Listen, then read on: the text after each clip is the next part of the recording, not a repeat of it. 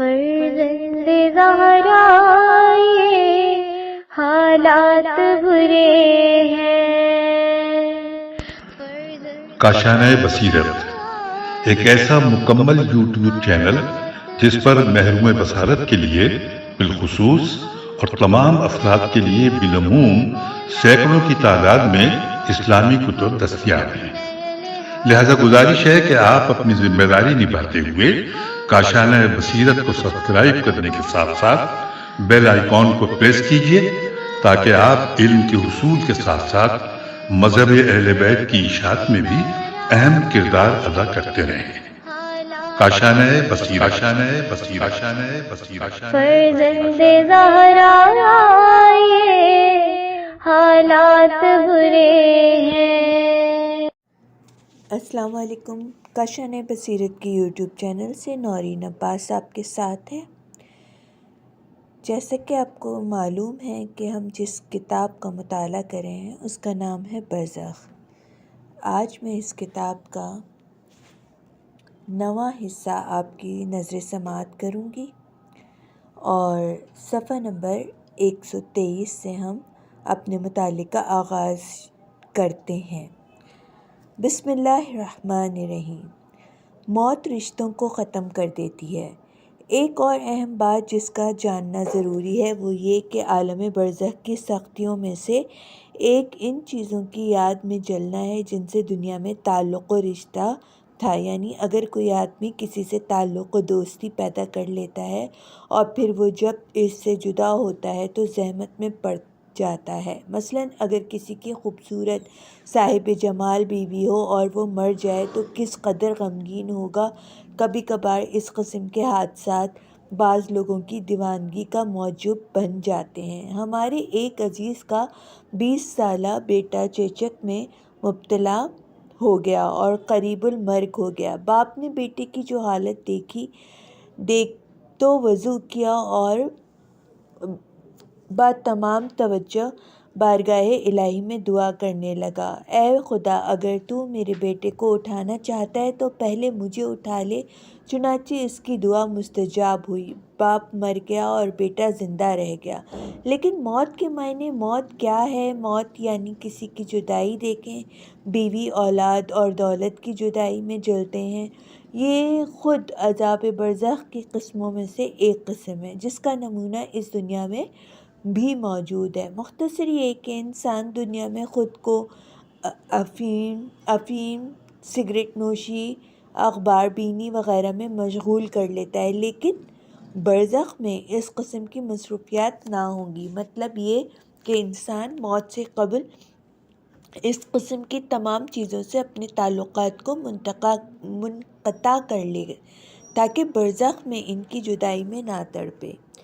قیس بن عاصم بن بنی نتیم کے کچھ افراد کے ساتھ رسول خدا کی خدمت میں شرفیاب ہونے کے لیے مدینے گئے۔ جب حضرت صلی اللہ علیہ وآلہ وسلم کی خدمت میں پہنچے تو آپ سے معاوضہ کرنے کی خواہش کی۔ ضمناً معلوم ہونا چاہیے کہ قیس بزرگ علماء میں سے تھے اور اسلام لانے سے قبل ان کا شمار حکماء میں ہوتا تھا۔ حضرت نے فرمایا، ہر عزت کے لیے ذلت ہے اور زندگی کے بعد موت ہے اور ہر کام کا ایک صلہ ہے۔ اس گفتگو کا مقصد یہ ہے کہ یہ خیال نہ کریں کہ جو کام چاہیں کر لیں، ہر کام کا حساب ہوگا۔ عالم برزخ میں صرف عمل آپ کے ساتھ ہوگا۔ عالم برزخ میں انسان کی جو چیز کام آئے گی وہ اس کا عمل صالح ہوگا جو انسان کے قریب ہے اور اس کا خیال بھی رکھتا ہے۔ اگر عمل بد ہوگا تو اس کی فریاد رسی نہ ہوگی اور اس کی خلاصی بھی نہ ہوگی۔ حضرت امیر المومنین علیہ السلام ارشاد فرماتے ہیں، جو کوئی مرنا چاہتا ہے وہ اپنے مال کی طرف نظر کرتا ہے اور کہتا ہے، میں نے تجھے جمع کرنے میں بڑی زحمتیں اور بہت رنج اٹھائے ہیں۔ اس کا مال جواب دیتا ہے کہ ایک کفن سے زیادہ مجھ سے فائدہ نہیں اٹھا سکتے۔ پھر وہ اپنے بیٹوں کی طرف رخ کرتا ہے تو وہ بھی جواب دیتے ہیں کہ قبر کے سرانے تک ہم ساتھ ساتھ ہیں۔ اس کے بعد وہ اپنے عمل کی طرف نگاہ کرتا ہے تو وہ کہتا ہے کہ میں ہمیشہ تمہارے ساتھ ہوں۔ وَالصَّبْرُ لَحُکْمُ رَبِّکَ فَانِقْ بِأَعْیُنِنَا، یعنی اے پیغمبر اپنے پروردگار کے حکم کے لیے صبر کیجیے، تحقیق آپ ہماری نظروں میں ہیں۔ یہاں حکم سے مراد مشرکین کو مہلت دینا اور پیغمبر اکرم کا انہیں دعوت اسلام دینا ہے، نیز ان کی اذیتوں پر تحمل کرنا ہے۔ یہ نہیں فرمایا کہ مشرکین کے آزار و اذیت پر صبر کریں، بلکہ فرمایا کہ اپنے پروردگار کے حکم پر صبر کریں، کیونکہ دونوں کا نتیجہ ایک ہی ہے، اور اس لیے بھی کہ صبراً حضرت صلی اللہ علیہ وسلم آسان ہو جائے، چونکہ صبر حضرت صلی اللہ علیہ وسلم آسان ہو جائے چونکہ حضرت محمد عبد المطلق اور محب صادق ہیں۔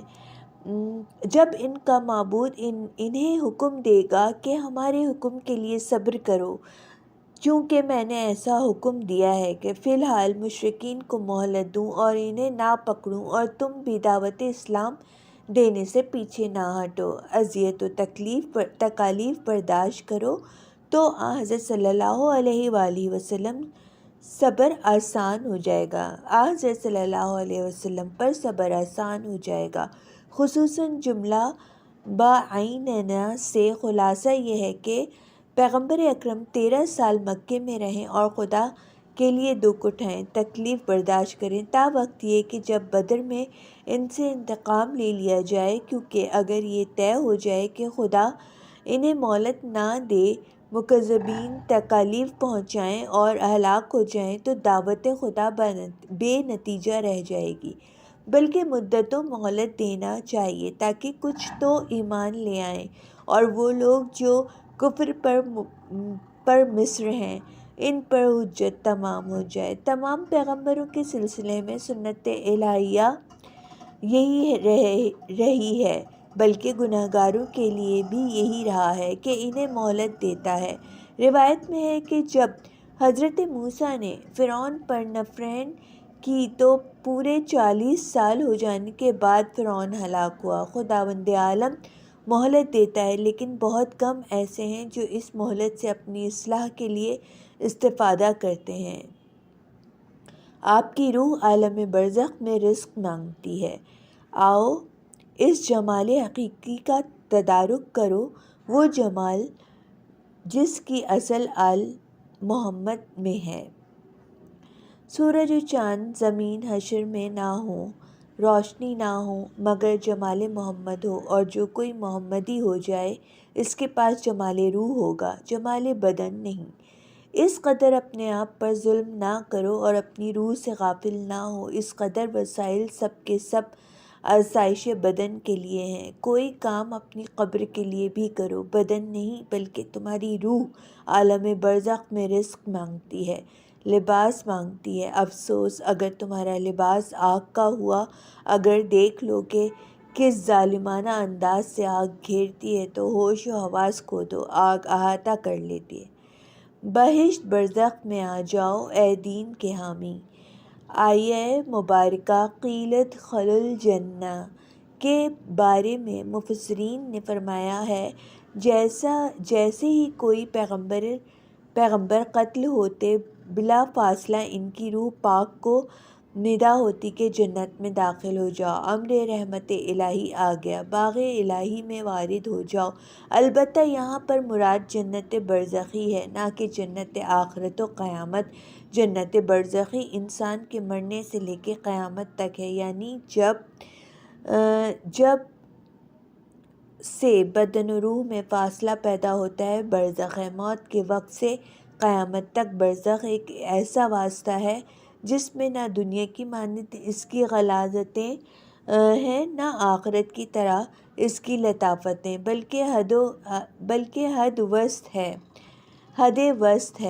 برزخ اس وقت بھی ہے اور اس دنیا میں ہے، لیکن غیب میں یہ دنیا ایک مادہ ہے اور پوشیدہ محسوسات ہیں۔ ہمارا جسم مادی اسے نہیں دیکھ سکتا۔ اس وقت آپ ملاحظہ کریں، ہوا موجود ہے، جسم مرکب بھی ہے، لیکن آنکھ اسے نہیں دیکھ پاتی کیونکہ لطیف ہے۔ یہ ہماری ہماری اور آپ کی آنکھوں کا نقص ہے جو سوائے مادہ و مادیات کے کچھ نہیں دیکھ پاتی۔ اس بدن کے ختم ہونے کے بعد جسم برزخی قابل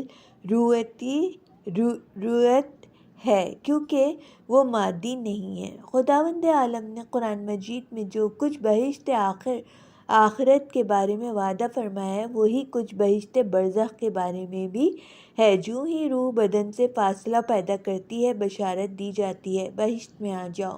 شہید کے تمام گناہ پاک ہو جاتے ہیں۔ شہادت سے بڑھ کر کوئی نیکی نہیں ہے۔ مومن کے لیے وقت موت سے لے کر قیامت تک جنت برزخی ہے۔ مومن آل یاسین کو قتل کیا، انبیاء کے یاور و ناصر کو قتل کیا، ان سے کہا گیا بہشت میں آ جاؤ۔ جب وہ بہشت میں داخل ہوئے تو کہنے لگے اے کاش میری قوم جانتی کہ میرے پروردگار نے مجھے بخش دیا ہے اور بزرگوں میں سے قرار دیا ہے۔ سچ ہے کہ انبیاء و داعیان الہی خیر خواہ ہوتے ہیں، سوائے دل سوزی کے ان کی کوئی غرض نہیں ہوتی۔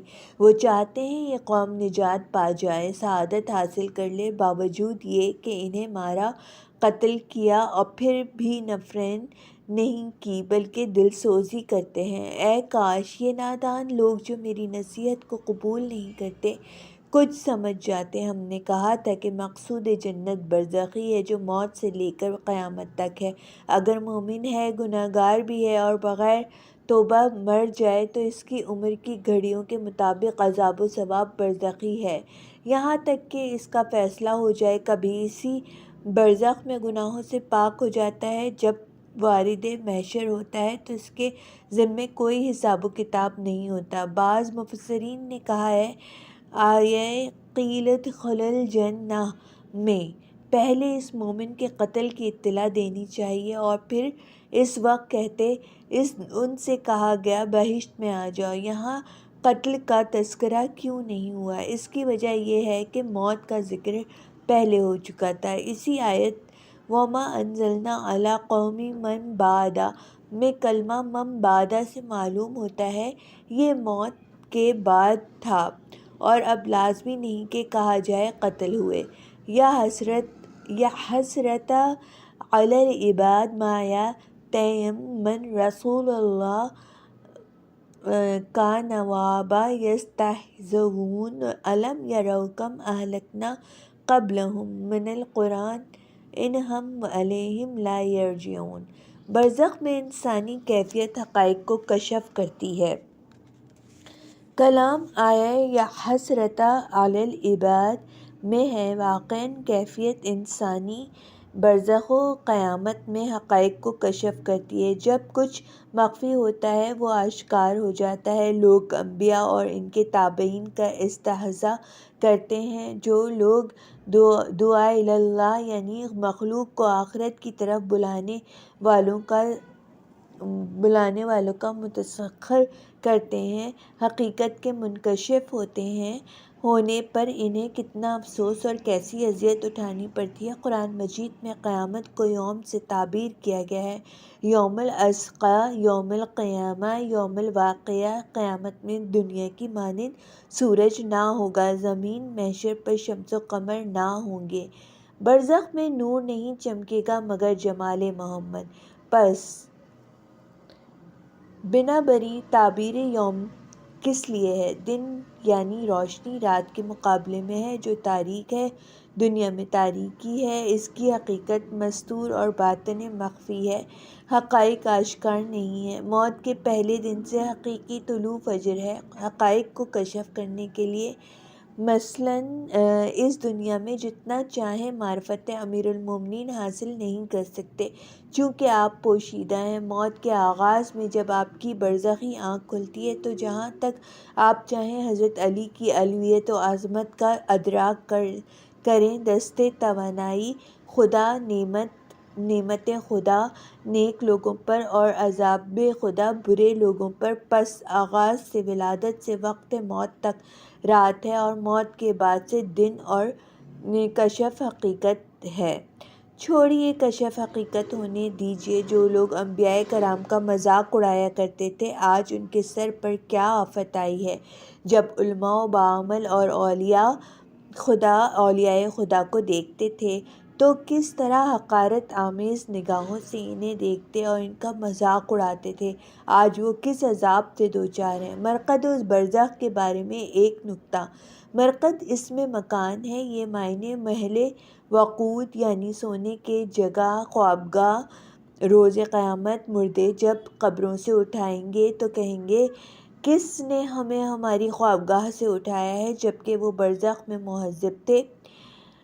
جو بھی دنیا سے گیا برزخ میں تھا، ثواب و عقاب سے دوچار ہوا ہے، یعنی یہاں تک کہ وہ قیامت میں اصلی جنت و جہنم میں پہنچ جائے۔ انسان جو گناہ کرتا ہے اس کا وبال اسے پکڑ لیتا ہے۔ بسا اوقات انسان اسی برزخ میں پاک ہو جاتا ہے اور اسی صفت کے ساتھ مرقد کہتے ہیں جو برزخ میں تھا۔ واقع ہونے کے اعتبار سے عوالم کے قوت و ضعف و نیند و بیداری کی مانند ہے۔ عالم برزخ کی بنسبت خاک پر زندگی یہاں عالم خواب ہے، وہاں بیداری ہے۔ چونکہ دنیا کے مقابلے میں برزخ کی قوت اثر زیادہ ہے، تمام لوگ خواب میں ہیں، جب مریں گے تو بیدار ہوں گے۔ یہ روایت امیر المومنین سے منقول ہے۔ جن لوگوں نے مردوں کے سچے خواب دیکھے ہیں وہ اس کی تصدیق کریں گے۔ کتاب داستانِ شگفت میں اس سلسلے میں کئی مثالیں ذکر کی گئی ہیں۔ اسی طرح کتاب دارالسلام میں حاجی نوری نے بھی کچھ شواہد بیان کیے ہیں۔ برزخ کی نسبت قیامت خواب سے بیداری ہے، چنانچہ قیامت بھی برزخ کی نسبت نیند سے بیداری ہے۔ اس کی اصل قوت تاثیر قیامت میں ہے۔ برزخ کیا ثواب کیا اس کا عذاب، دونوں ایک حد وسط ہے۔ دنیا کی نسبت ہر چیز بیداری ہے، لیکن نسبت باحیات بعد الموت نیند ہے۔ لہٰذا جب قبر سے اٹھائیں گے تو کہیں گے کس نے ہمیں جگا دیا۔ جب ان کی نگاہ جہنم کی ایک چنگاری پر پڑے گی تو شعلہ آتش لگے گا۔ ایک طرف مخلوق کو حساب و کتاب کے لیے جمع کرنے والے تندرست مامورین ہوں گے اور ایک طرف سیاہ چہرے دکھائی دیں گے۔ کچھ ایسی عجیب و غریب چیزیں دیکھیں گے جو برزخ میں بھی نہ ہوں گی۔ ایسا لرزہ ہوگا کہ سب گھٹنوں کے بل بیٹھے ہوں گے، سب رب نفسی کہنے والے ہوں گے سوائے حضرت محمد جو رب امتی کہتے ہوں گے، یعنی پروردگار میری امت کی فریاد کو پہنچ۔ سب کے ہوش اڑے ہوں گے۔ وحشت سے حاملہ عورتیں حمل گرا دیں گی، اپنے بچوں کو دودھ پلانے والی عورتیں بچوں سے غافل ہو جائیں گی۔ لوگوں کو دیکھیں گے کہ حالت نشے میں ہیں لیکن نشے میں نہیں ہوں گے۔ البتہ عذاب خدا سخت ہے۔ قیامت سے متعلق سنتے ہیں انسان ہر چند کہ عذاب برزخ میں مبتلا ہو، لیکن عذاب برزخ کہاں، وہ بچھو کے ڈنک کے مقابلے میں مچھر کا ڈنک کوئی حقیقت نہیں رکھتا۔ ہاں، یہ وہی وعدہ نبوی ہے جسے انہوں نے دیکھا اور سچ کہا۔ مہمانوں کا قاتل مکان۔ جناب آقائی سبت نقل فرماتے ہیں کہ مرحوم آقا سید ابراہیم شوستری جو اہواز کے ایک امام جماعت تھے، انتہائی محتاط و مقدس انسان تھے۔ شادی کے بعد وہ نہایت تنگ دستی اور پریشان حالی کا شکار ہو گئے، حتیٰ کہ اپنے اور اپنے اہل خانہ کے روز مرہ اخراجات اٹھانے کے قابل بھی نہ رہے۔ ناچار خاموشی سے نجف اشرف چلے گئے اور شوستر کے ایک طالب علم کے پاس ایک مدرسے میں رہنے لگے۔ چند ماہ گزرے تھے کہ شوستر سے ایک قافلہ آیا۔ قافلے والوں نے سید ابراہیم شوستری کو خبر دی کہ آپ کے گھر والوں کو آپ کے نجف آنے کے بارے میں پتہ چل گیا ہے اور اس وقت آپ کی بیوی، والدہ اور بہنیں آئی ہوئی ہیں۔ وہ بہت پریشان ہو گئے کہ اس وقت نہ تو رہنے کی جگہ ہے اور نہ ہی مالی استطاعت ہے، کیا کریں؟ بہرکیف ادھر ادھر خالی مکان تلاش کرنے لگے۔ کسی نے انہیں ایک دکاندار کا پتہ بتایا جس کے پاس ایک خالی مکان کی چابی تھی۔ سید ابراہیم اس دکاندار کے پاس گئے اور مکان کے بارے میں سوال کیا۔ دکاندار نے کہا ہاں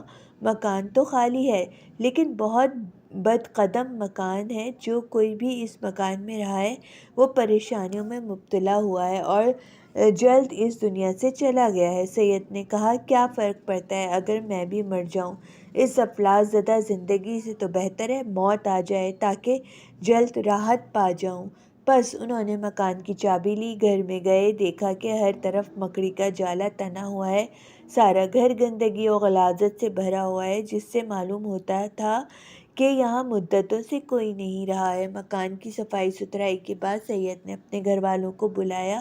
رات کو جب سوئے تو ناگہاں سید نے دیکھا کہ ایک عرب سر پر نہایت قیمتی عربی رومال اطال باندھے آیا اور اب پوری طاقت سے سید کے سینے پر بیٹھ گیا اور کہنے لگا سید میرے گھر میں کیوں آئے ہو؟